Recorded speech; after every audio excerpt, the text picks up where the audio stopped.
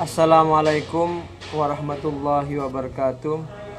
Selamat jumpa anak-anak kelas 6 yang saya cintai. Alhamdulillah pada kali ini Pak Guru akan membahas tentang pelajaran aswaja ahlu sunnah wal jamaah.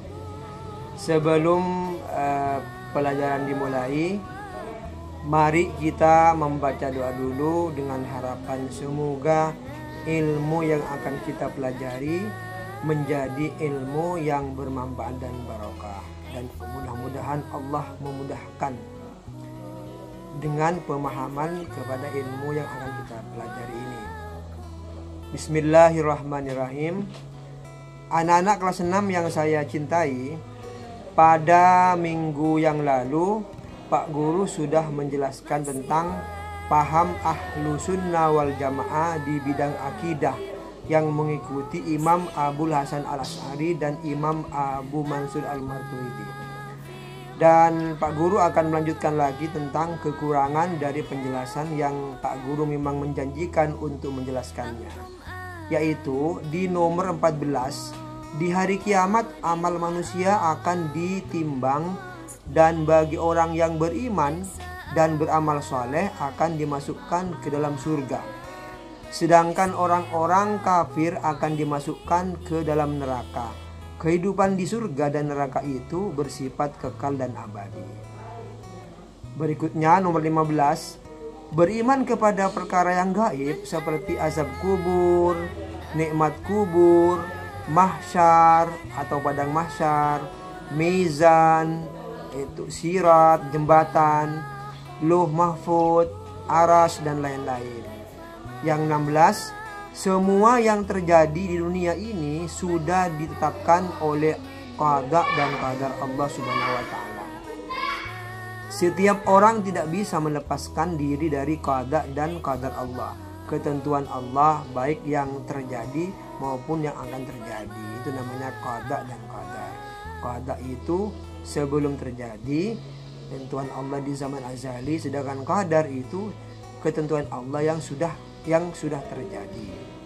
Kemudian nomor 17, rezeki, jodoh, ajal atau mati semuanya telah ditetapkan oleh Allah Subhanahu wa taala sejak zaman azali, yaitu zaman sebelum terjadi. Kemudian nomor 18, perbuatan manusia juga telah ditakdirkan oleh Allah, tetapi sejak zaman perbuatan manusia juga telah ditakdirkan oleh Allah, tetapi manusia diwajibkan berikhtiar atau berusaha untuk memilih perbuatan yang baik.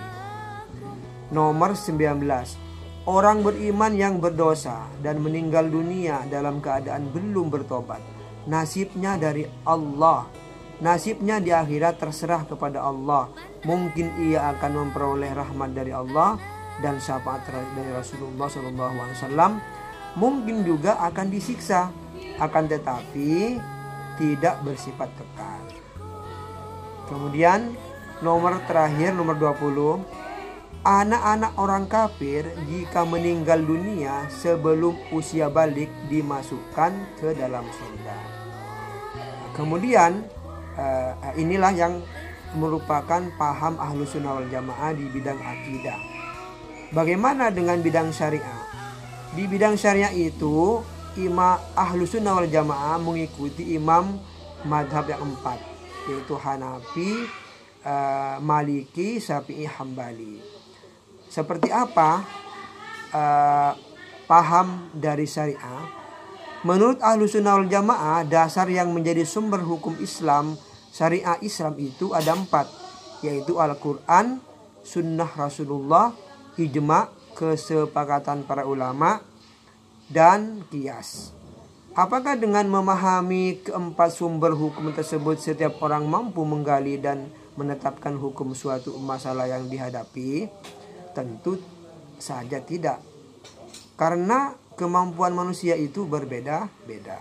Kalau begitu, bagaimana cara yang dilakukan oleh orang yang tidak mampu menggali dan menetapkan hukum? Caranya adalah dengan mengikuti pendapat yang diajarkan oleh para imam mujtahid yakni orang yang mampu menggali dan menetapkan hukum dari sumber aslinya, yaitu Al-Quran dan hadis. Apakah semua pendapat mujtahid dapat diikuti? Tentu tidak. Yang dapat diikuti adalah pendapat para imam mujtahid yang sudah diakui kebenarannya. Mereka adalah Imam Abu Hanifah, kemudian Imam Maliki, Imam Syafi'i, dan Imam Hambali.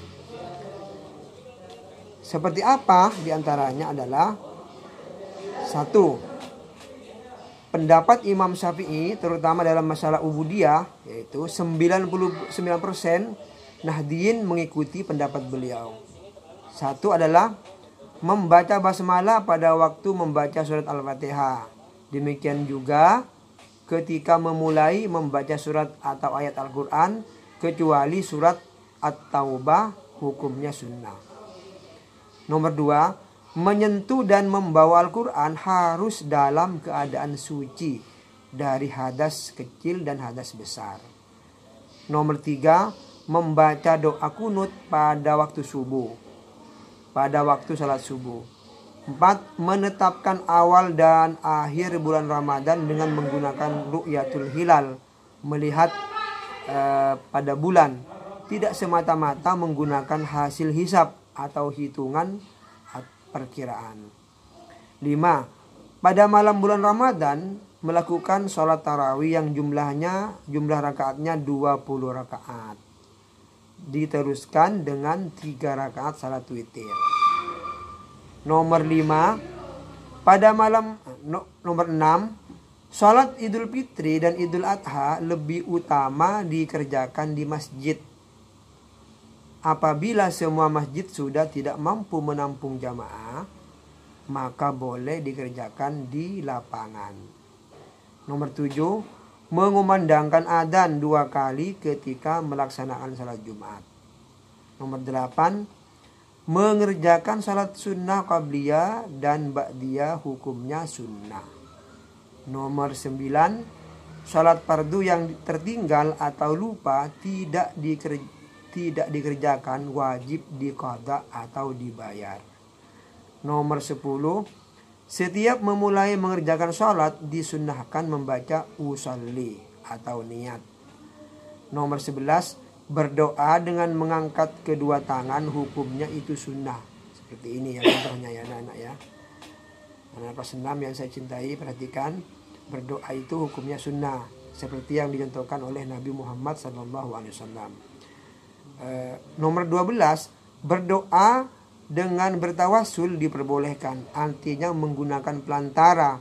Kita itu mau mohon kepada Allah menggunakan pelantara melalui Rasulullah, para ulama, orang-orang saleh, orang yang dicocoki dan dikehendaki oleh Allah Subhanahu wa taala.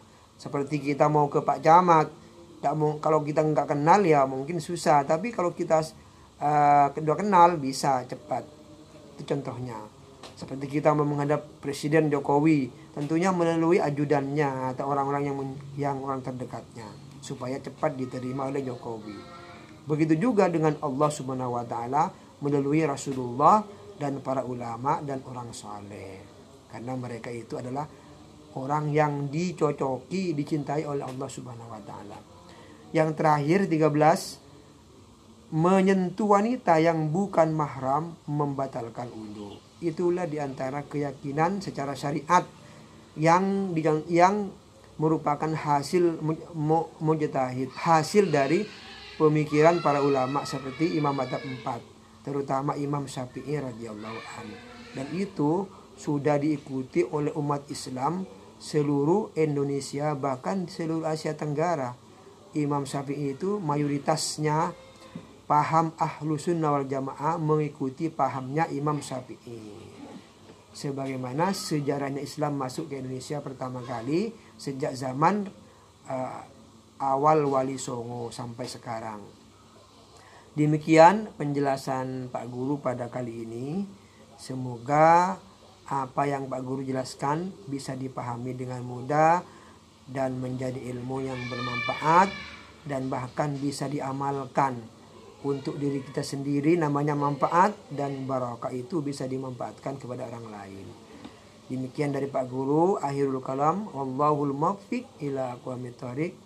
Wassalamualaikum warahmatullahi wabarakatuh.